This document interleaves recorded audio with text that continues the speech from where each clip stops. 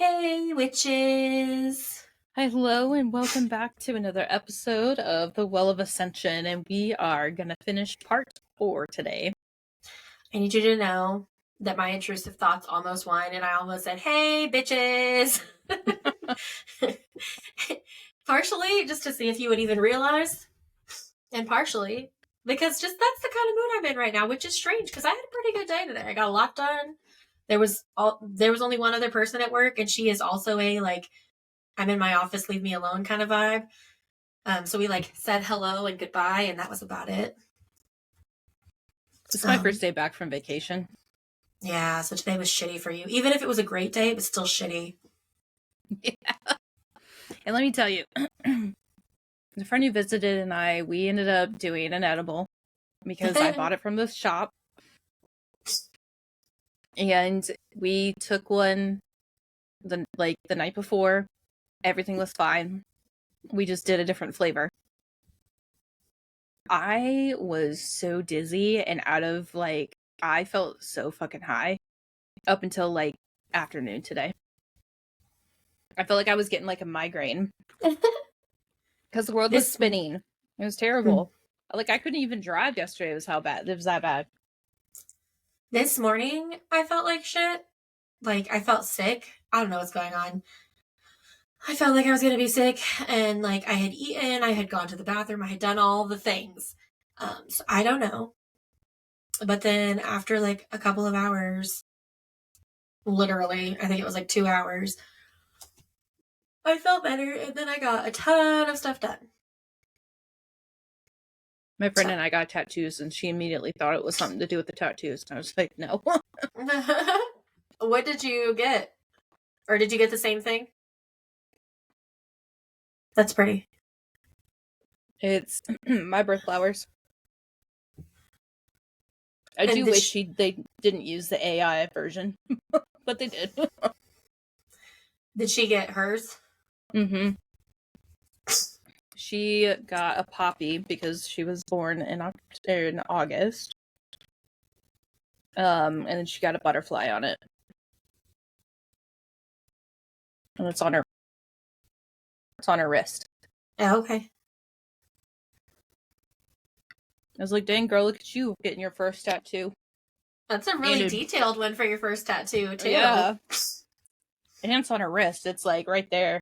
Yeah. I know. So after getting this one with my mom, this one, let me twist my whole arm around. That one with my mom, I'm in finish my half sleeve mode. I went half sleeve. I know. Both. As soon as I saw this, I was like, can I do a sleeve? Can I do a partial sleeve? Yeah, I don't like my upper arms enough. They're just, they're fat girl arms. And so I don't like them. So I don't want a whole sleeve. But I want a half sleeve. My forearm. On both arms.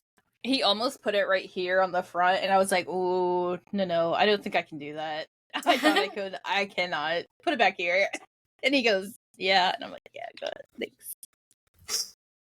I'm going to get mine touched up this weekend, actually. And if I had money, I would probably be like, also, can we do this? Right.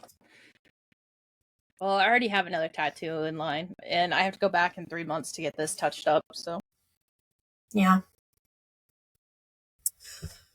Well, you can tell that we didn't talk much before we started recording, because there we are. But Well of Ascension, Will and I were texting because I did what I always do on the last 100 or so pages of a fantasy book, and I finished the book. He laughed when I said that. I was like, by the way, she finished the book. He goes, oh, did she? And I was like, yeah. I sure did. I always do that. And the last, if you think back, most of our books in the last 100 pages or so, because in a fantasy book, that's where most of the action is, I finish it early. So I finished it, and the whole time, Will and I were like, Emily, you need to read chapter 47 at least, because I have thoughts and words and talking. So we have stuff to talk about, because that will be this episode. Okay. But chapter 44. I would like to say that I guessed it. right, he was like, do you have any final thoughts? And I was like, yeah, I think it's this person. I think it's Orsur. And he goes, oh, you think it's Orsur? And I was like, yeah, I don't know what it is. It's just like, we didn't even bother even look back at him. Like, ever, at all. He literally could be a fucking spy. We don't fucking know. And so he was like, all right, I'll talk to you after you're done with your chapter. I was like, okay. That was my final thought. The way that I freaked. There's so many things in the rest of this book that I cried multiple times. But I definitely didn't cry, but I was like hurt. I was very I don't hurt. think I cried when I found that out, but I definitely was hurt. I was like, ah, like that was the last person I suspected. Yeah, I was reliving all of the memories, basically. Yeah. All the times, all the meaningful moments, and I'm sitting here like, that was all a lie. I was distressed, okay? Yeah. But before that, chapter 44, I mean, just a lot is happening. Set's army is leaving. I'm honestly surprised they are. Like, I get it. She essentially went through all of these towers and, like, killed a bunch of random people.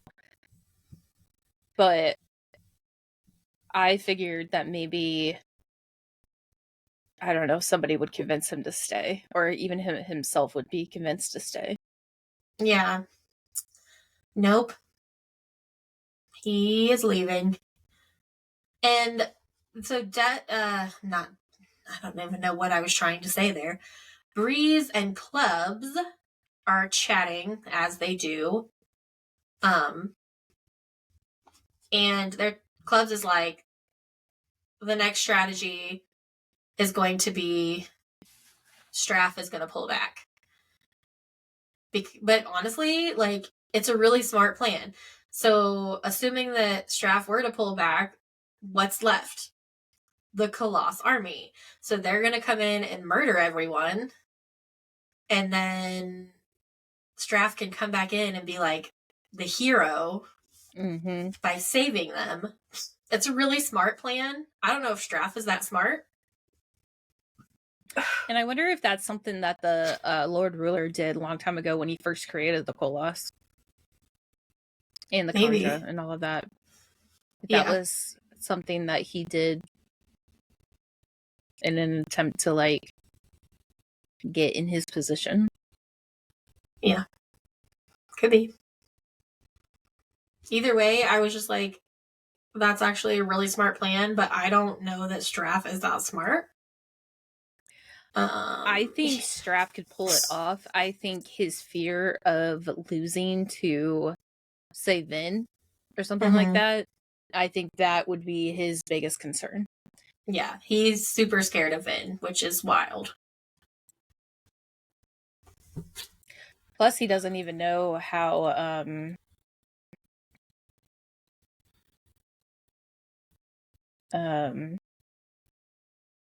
he doesn't know, like, the extent of her powers either, just that she's a powerful allomancer. So she could technically take one down. He just doesn't realize it. Yeah. He also doesn't realize... Wait, is this before or after Ellen leaves, goes into the camp? That already happened, right? That was in a previous episode. The fact he doesn't even realize that his son went into a Colossus camp, punched, and, like, literally defeated a Colossus and was like, yeah, this is mine. Yeah. Yep. And then Vin has disappeared. And because, you know, she's disgusting and she feels like she fucked up, which she did fuck up. Yeah, she did. And so she's just kind of disappeared and hiding out somewhere.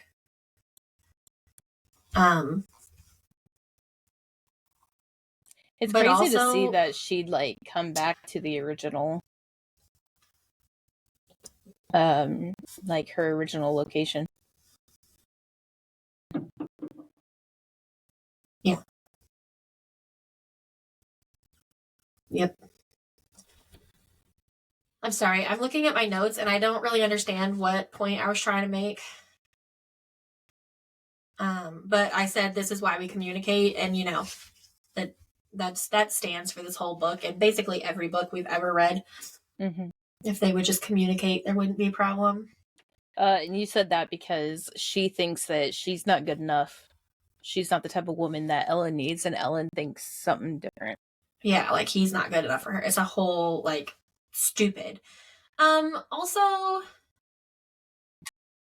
then he wait, where am I at? Then he finds her. Well, Spook finds her, right? No, or Yeah. Sewer finds her. My God. Yeah.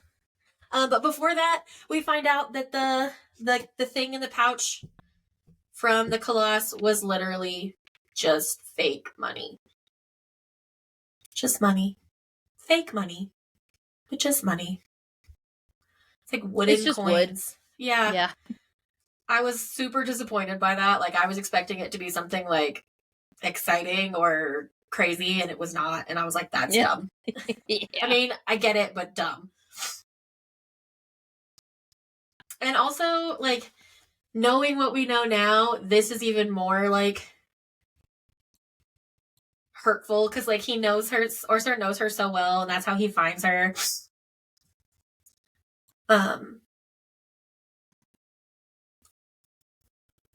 It honestly really is like we're not even to that episode or to that chapter no, yet. that hasn't even happened yet. But she's basically sitting here talking to Ellen now, and she is like, I don't want to be Kelsier, basically. Because he's like, you bought us time, and she's like, bought it with the lives of hundreds of men. And he's like, enemy soldiers who marched into our city. Like he's rationalizing for her.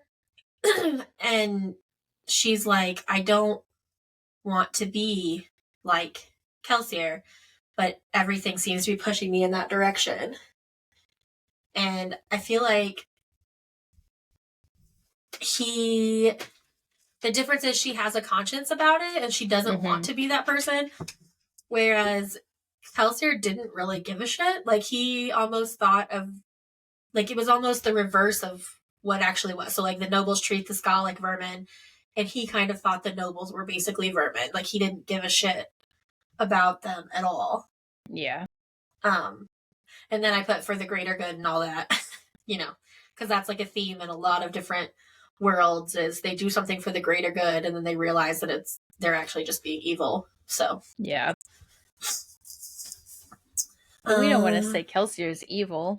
He just I did don't it think the wrong he's way. evil. He was just misguided. Yeah. And like he was traumatized over and over and over again.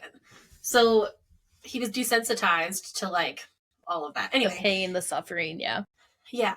Because I feel like Dumbledore wasn't evil either. Grindelwald was. But like but he still did the whole for the greater good thing.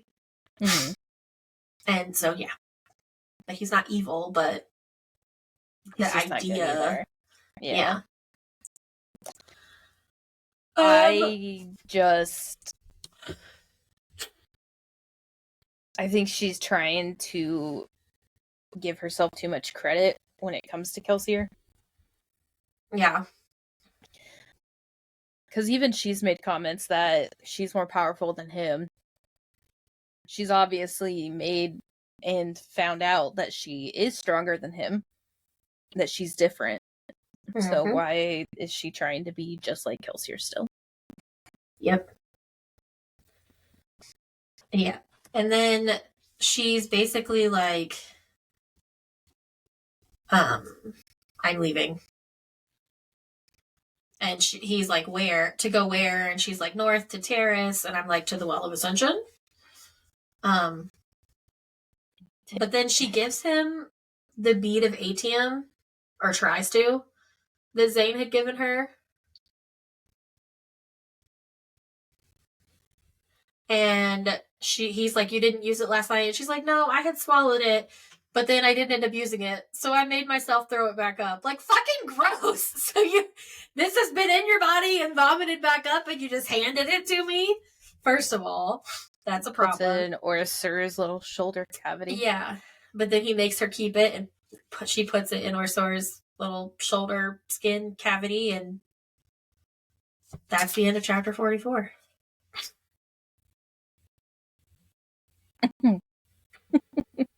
That's it. I still think this is like a retelling. Yeah. I don't know. And maybe not necessarily like a retelling, but like how it should have been. Right.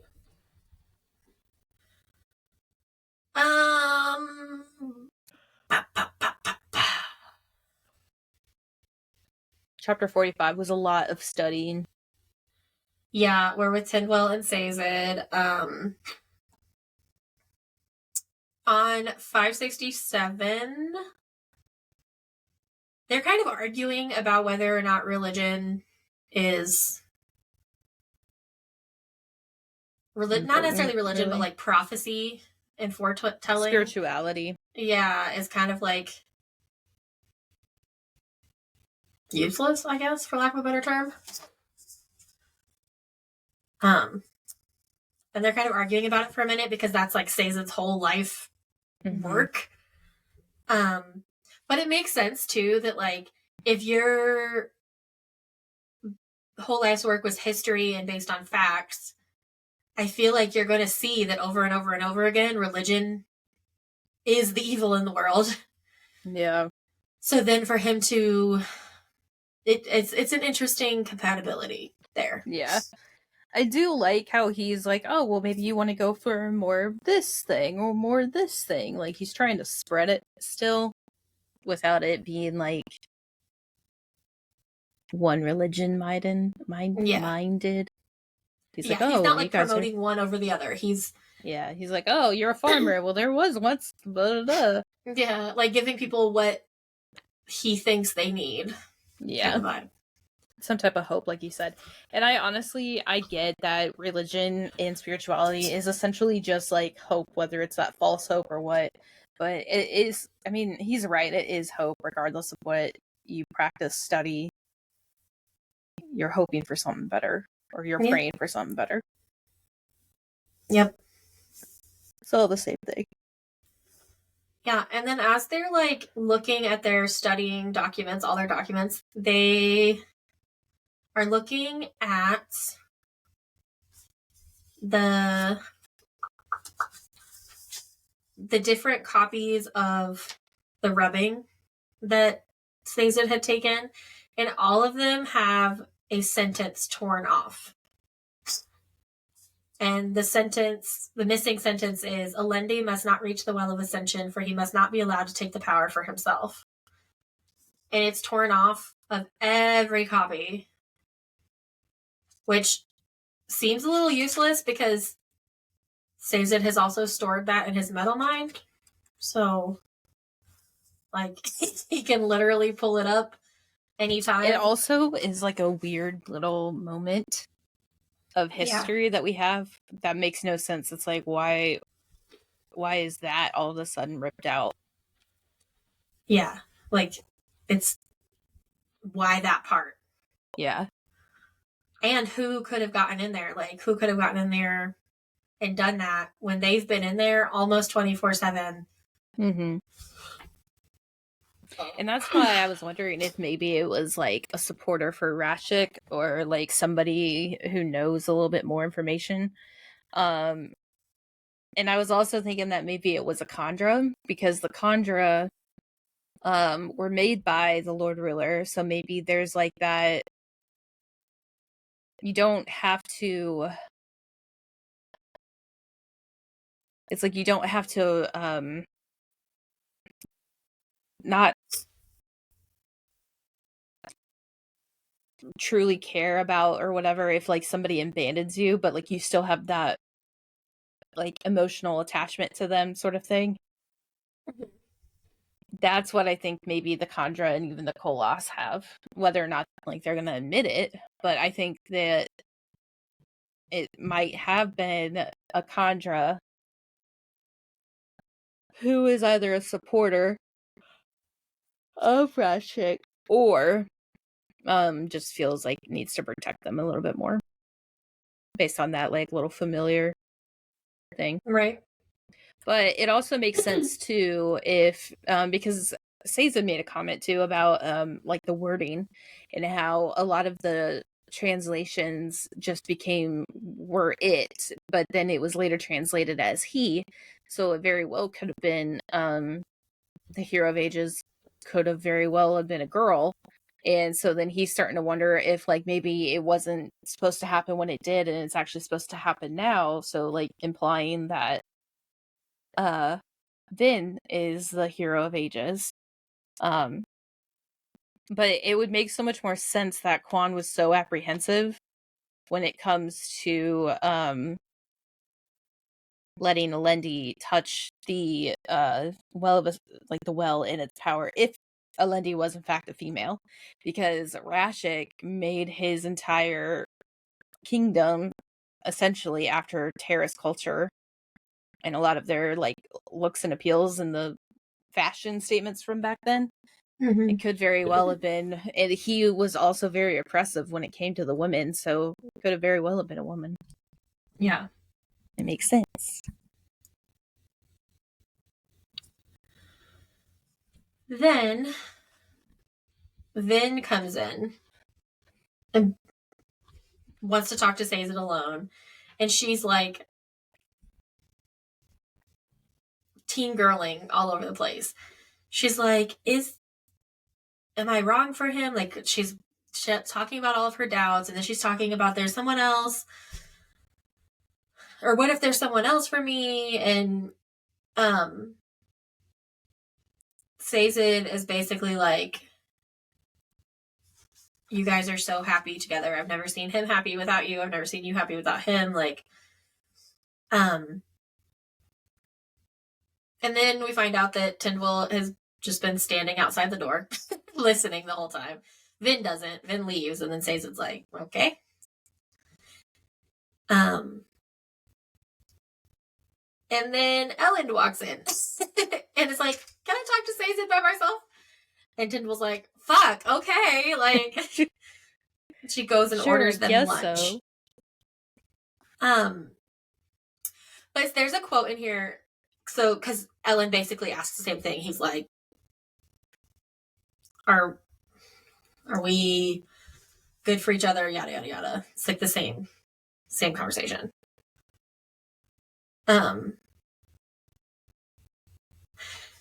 But there's this quote, and while Sazed is giving Ellen advice, because Ellen's like, we're so different. And Sazed says, at first glance, the key and the lock it fits may seem very different. Different in shape, different in function, different in design. The man who looks at them without knowledge of their true nature might think them opposites, for one is meant to open and the other to keep closed. Yet upon closer examination, he might see that without one, the other becomes useless. The wise man then knows that both lock and key were created for the same purpose. And I really like that quote. Mm-hmm. Partially because Brittany and I are opposites like that. Like we complete each other. Yeah. But I just really like the way that was right now phrased. Mm-hmm. And then they're talking about trying to find Sazed is thinking, they're not talking about it. He's thinking about like, fuck, I need to get both of them out of the city. Because Vin is the hero of ages, and oh my gosh, excuse me, and Ellen is yada yada yada, all the different things. And then I was like, wait, is it both of them? Like, is it a duo somehow? Like the hero of ages has to have like I don't know. Like, is it two people?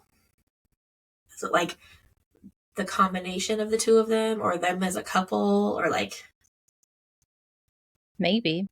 I think it's just one, but yeah.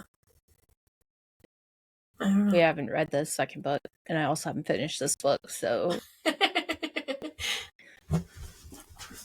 not the second, the third book, but like your guess is as good as mine. Because I ain't got one. But yeah, then he starts writing a bunch of letters, and that is the end of chapter 45. Yeah, I was like, man, who the fuck is he going to write these letters to? And then it makes sense. Yeah, as soon as we start chapter up on 46, we find out. He was super cryptic about it and wrote these letters like, tell no one that you're coming, and like all these different things. So everyone's like, what the fuck is going on? But I also like the first person we come to is Breeze, and he's like, I can trust Sazed, can't I? And I literally wrote, I will flip my desk if Sazed is the fucking traitor. Because I will flip my desk if Sazed is the fucking traitor. I started thinking he was the traitor after this part right here. I was like, that's just suspicious. Yeah. But basically, it's the crew minus Elend, Vin, Spook, and Tindwyl. Not that Tindwyl's part of the crew, but she kind of is now. So it's minus those people. And they are discussing getting Vin and Elend and Spook and Tindwyl to leave and head to Terrace. Before they started talking about like a lot of this, and Dox walked in and Dox started like arguing with Ham, and I was like, whoa, it's not every day that he gets someone to argue with, or like somebody purposefully argues with him. So I was like, holy shit, it's got to be Doxson. It's got to be Doxson. And then at the end, it was like, see, this is what happens when you corner men. You've cornered them into thinking there's no other choice. I was like, oh, okay. Yeah. Okay, I got to wheel it back because I don't think it's Doxson. Yeah. Okay, I got to wheel it back now. Okay, got it. Yeah, and so they're basically sitting here having this discussion, and they're like, we're all going to fucking die. But these four have to make it out because they have to continue the dream, basically. And that gives them a little bit of hope, knowing that some people will escape. So they're just all here like, we're going to die. We're fucking dying. But these four, they're going to make it. And you know, I agree. I understand their thought process. Like, we're just going to convince them to do this, and they won't know any of the wiser. And like, I get it, but also doesn't set well with me. I'm honestly like, usually I'm okay with these kinds of plans. Like, usually, like, okay, whatever. But this one, I don't know. Something about it just feels bad. Yeah, well, that and like, so your main goal really is to get Vin and Elend out of the city. So I would understand if you didn't invite those two because you know that they're not going to agree, at least to the initial meeting. But you're wanting Spook and Tindwyl to abandon Spook's uncle? ? Yeah, is on the crew. And Tindwyl's like love of her life is on the crew. So like you're wanting them to abandon their people to go, like, you have to include them on this plan. Yeah. It might not be what they agree with, but yeah. It's a crew. If one doesn't agree, then what's the majority? Right. And like Spook less so, but like Tindwyl is very intelligent, and if you explain to her why this is what you need, she might be willing to go along. But if you don't include her in the planning and try to just force it on her, she's gonna be pissed. Yeah. I don't know. I just, something about it just doesn't sit right with me. Yeah. I don't love it either. And I think I love it even less because it's Sazed that's organizing it. Yeah. Like, that feels like a betrayal. I think that betrayal gets so completely overshadowed in the next chapter that, like, I kind of forgot about that feeling. Yeah. But yeah, I know. It just felt really bad. I was like, is Sazed the person? Is it? I will flip this fucking table.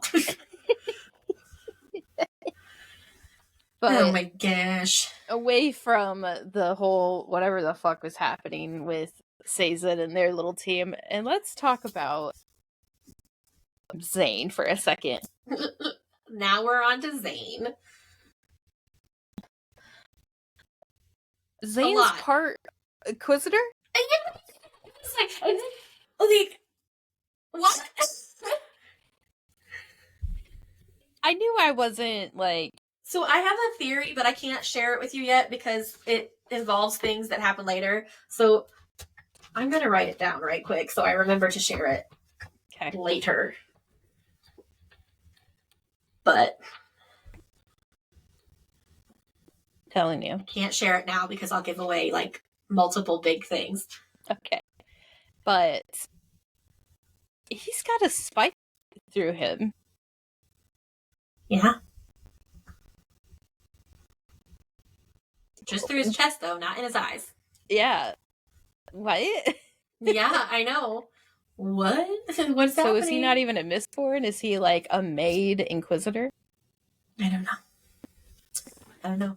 He's really smart, though, because I love that, first of all, this part with Zane starts out with a bunch of assassins coming to his tent to kill him, basically. And he wakes up before they come into his tent because he has basically like a little errand warning boy system. Yeah. Yeah, that he is paying. And if somebody comes towards his tent, this little boy, or probably not a little boy, it's a soldier, hammers a tent peg, and that wakes him up. Which I just think that's super smart. Mm-hmm. But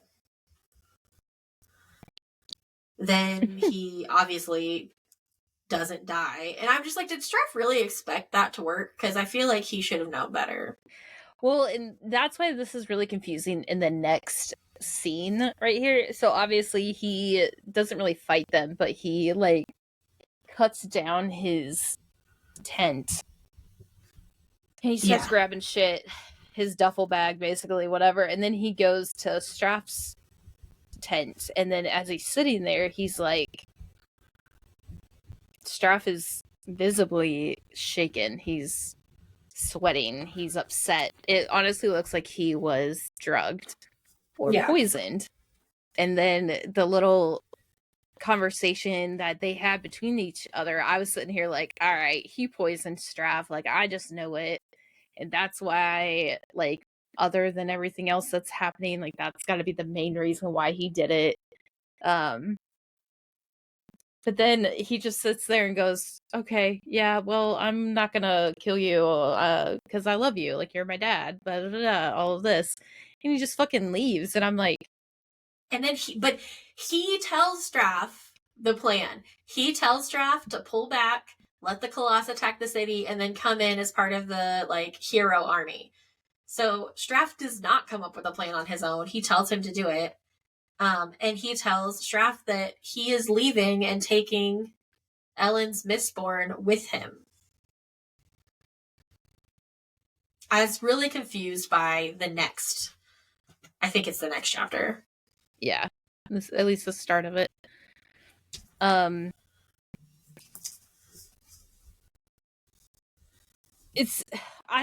just don't know. I don't know what's going on. Like, is Straff dying? Is he nervous because he thinks he's coming right out? Like, I think I assumed that was it, that he was, like, terrified because he knew that Zane was going to come for him, right? Like, you send assassins for him knowing that they're not going to win. You know he's coming for you. Right. I guess I'm just kind of confused about, I don't know, where it went from there. I'm confused, too, about, like, he says the woman who would save him, talking about Vin. Well, and then he's talking to somebody. It's supposed to be the god figure, but it's not. What we find out later on, I don't even know what it is. But yeah, he's got an Inquisitor thing through his sternum, so I have no fucking clue what he is. But we're gonna find out who the traitor is in this next In chapter 47. chapter. So yeah. I don't give a shit who anyone says. If Zane's like smart, he's fucking insane. Yeah. Oh, he's insane for sure. He's smart, but he's insane. They don't have to be mutually exclusive.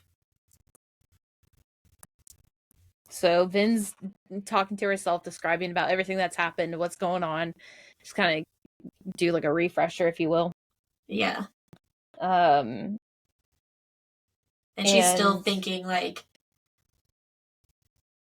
if I really loved Ellen, wouldn't I have done more? Like, she's still thinking about all that. Yeah. And Zane pops up and basically it doesn't necessarily offer to take her with, convinces her that she has to go with. And yeah, he's like, it's time to go. And she's like, yeah. What? And she almost listens. She starts walking towards everything and starts going. And then all of a sudden she wakes up from her little dream, essentially, that she's having, and realizes, like, no, she doesn't have to do this. She doesn't have to be this kind of person. Yeah. And that's opposite of what Zane wants. So Zane's like, excuse me? You don't want this? This is not what you want?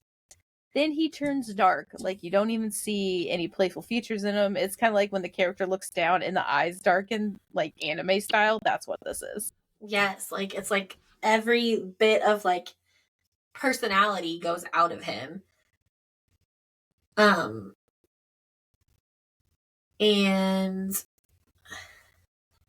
he starts, like, fighting her. Like, legitimately trying to kill her, not fun, like, actually trying to kill her. And her and Orsor have a code, and it's Orsor, run away. And that's when he's supposed to give her the ATM. But she's like, why is he not giving me the ATM? Like, then, I'm about to sneeze. Bless you. You're going to heaven. Praise Jesus. Ew. No thanks.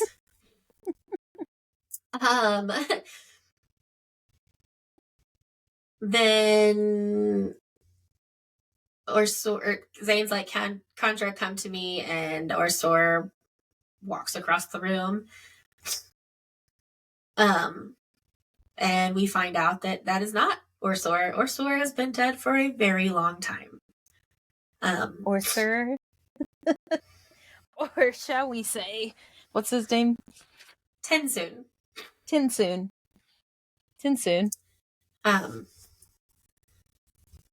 Killed the Contra, which makes sense because you can't kill a human under the contract. Yeah. So yeah, it was Orsor Tensoon. But which is so sad, and like that's where it's like all heartbroken because all of this, all of the moments that Tensoon had with her, all of the caring conversations, it was like, oh, you're starting to see a change. Yeah. And did he block her because she wasn't supposed to get hurt at the assembly hall? So did he block her because of the contract, or did he block her because he actually cared about her? The world may never know. Yeah. I choose to believe that he actually cared about her because as we continue going, he does seem to still want to serve her and like help her. He's trying to help her.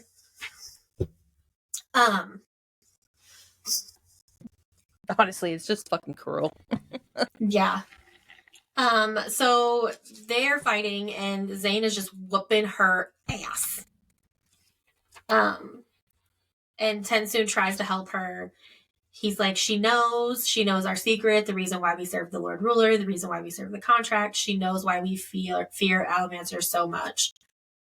And he's trying to help her. And she's like, what is he talking about? And she realizes that she can control him. And she does. And she rips the adamantium out of his shoulder cavity. Yeah. And it's not really adamantium. He literally gave her a giant ball of fuckery. Yeah, like a ball of lead that was very lightly coated. Like 30 seconds max of adamantium. He probably got the 2-minute shit. Yeah.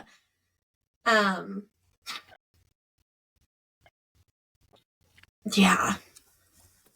And then, so then she's trying to keep him talking. She's like, keep him talking. Make his adamantium run out. But then she, like,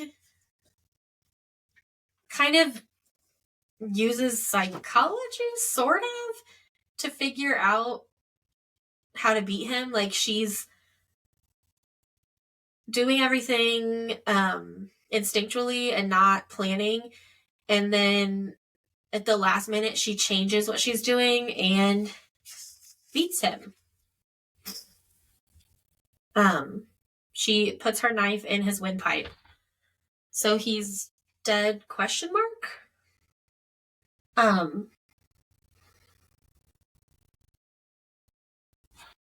Because what? He has an Inquisitor spike. And there's only one way to kill them. So is he an Inquisitor? Is he dead?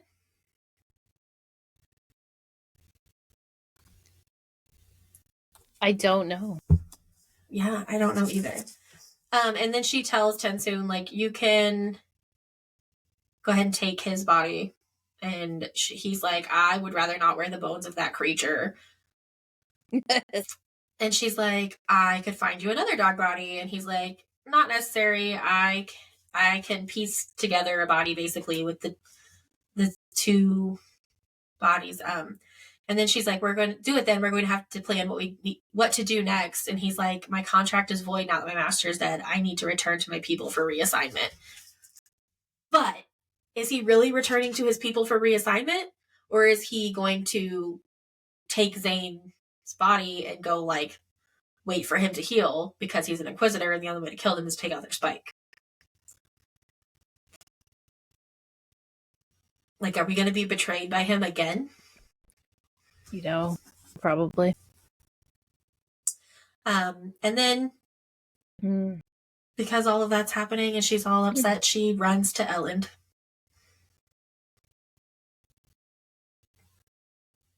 Also, how do you kill a Kandra? I wrote that. That's the last thing I wrote on my notes for that chapter. I was wondering the same thing, to be honest. Right, because they don't have, like, a body. Like, if you kill their body, they just move on.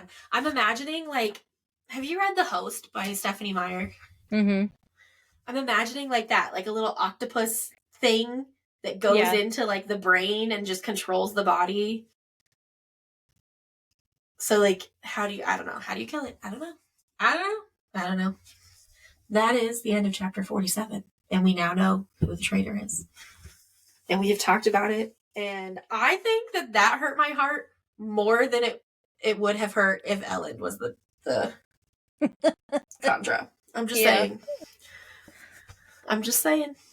Not or Sore. Come on. It hurt. I think I'm really annoyed at the fact that was one person I never even thought about. Yeah, never even considered that. Until, like, last minute. I was shook. Before reading the chapter, I was like, oh my god, we never actually considered if it was Sir. I told you when I sent you that snap, I was like, we never even thought of this person. Like, I was shaken. And I kept reading, obviously. I'm so shooketh. And then chapter 48. Chapter 48 really confused me more than anything that happened ever before. I was like, what the fuck? So that was Vin, like a whirlwind moment. Yeah. From the beginning of the chapter to like multiple pages in, Vin is just dropping bomb after bomb on Ellen. Like, Ellen is the real MVP. He's like, your brother's dead. What? My brother? Zane, your brother. He's dead. He's your brother and he's dead. And she, what? Like, and she's like, I'm so sorry. and like she's covered in blood and not doing so hot either. And then as Sazed is like healing her, she drops another bomb and she's like, do you know any wedding ceremonies? Ellen about falls the fuck over. He's like, what? Is this a proposal? What's happening? What the fuck is going on? And yes, it was a proposal, and Sazed's like, yeah, I got a lot of them. Which one? Well, which one's the fastest? Oh, okay. Yeah. So basically, they get married real quick, like. Yeah. And he's like, I warn you, this is a vow. Okay? Like, this is a vow for each other. You can't, they don't believe in divorce. Okay? Yeah. Yeah. Well, and then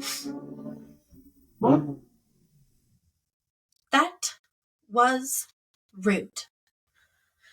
That was really fucking rude. Exactly.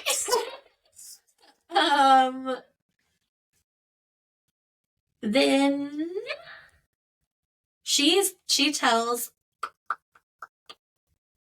Vin tells Sazed that she can feel the well of ascension, the well of ascension thumping in her head.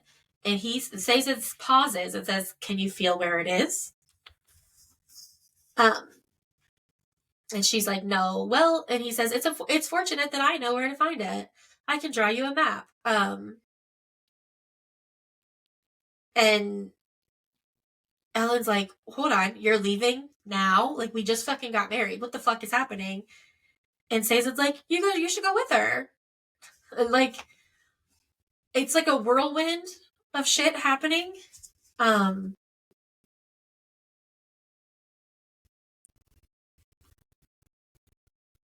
The fact that he was able to get those two out of here without a lot of thinking or anything like that is insane. And that's what I said. A wedding was a good way to convince Ellen to go with her, because there was no way Ellen was going to go. Mm-hmm.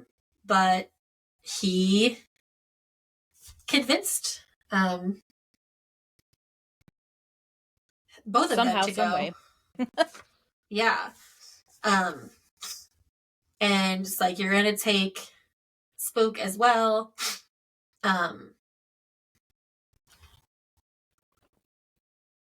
And then... And also taking Tyndall. Yeah.